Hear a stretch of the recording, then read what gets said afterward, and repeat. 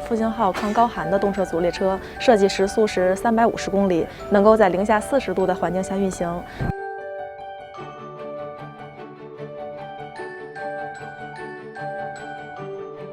我现在在的这一个地方呢，就是这一趟列车上专门为我们使用轮椅的，还有一些残疾人士所提供的这样一个专用的区域。大家可以看到哈，我们这边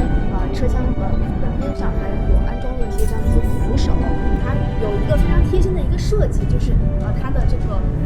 开门的按钮，它是在这个一个比较适宜于我们使用这个轮椅的这样一些人士，他们开门所使用的这样一个地方。同时呢，这个按钮上面呢，它是使用了这样一个盲文的这样的一个设计，所以可以方便我们的一些视力